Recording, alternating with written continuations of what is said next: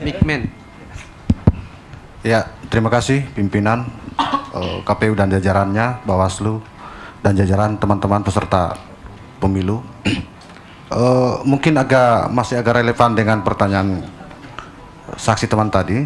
Saya kira mungkin KPU harus menjelaskan juga, ada selisih menurut catatan kami ini bahwa setiap pemilih diberikan 5 surat suara.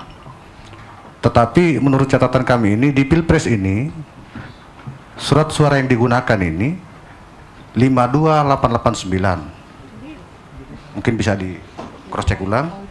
Terus artinya surat suara yang digunakan sudah komplit antara sah dan tidak sah di Pilpres.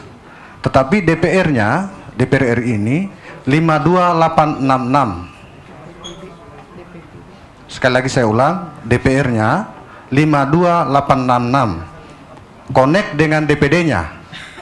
Surat suara DPD yang digunakan 52866. Namun terjadi selisih lagi di DPRD provinsi.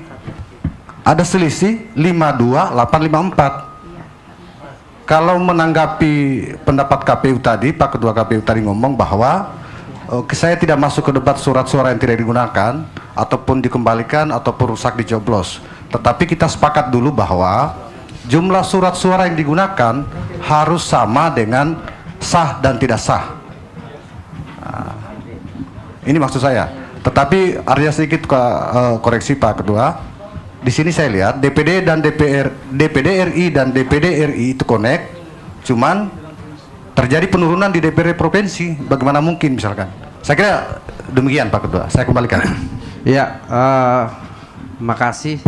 Sebetulnya kalau terkait soal perbedaan-perbedaan seperti ini, kenapa Messi harus berbeda? Itu bisa saja. Pertama, untuk Pilpres, itu satu jenis daerah pemilihan seluruh Indonesia, bisa saja itu diakibatkan oleh DPTB. Terus kemudian kalau DPD dan DPRD memang harus sama karena satu wilayah Sulawesi Tenggara. Terus kemudian untuk DPRD provinsi bisa saja tersendiri. Itu tidak harus linear semua sama. Dan ini saya yakin bahwa di tingkat kabupaten juga sudah sampai mendiskusikan jauh, dan juga mungkin sebentar terkait soal detailnya karena ini ada kejadian khusus bisa kemudian dibacakan. Mungkin lebih detailnya saya persilakan ke Ketua KPU Unda Barat untuk menyampaikan. Ya, terima kasih pimpinan. Memang benar bahwa ada perbedaan partisipasi atau pengguna hak pilih di pemilihan DPD dan DPR RI yang tidak sama persis jumlahnya dengan DPR provinsi.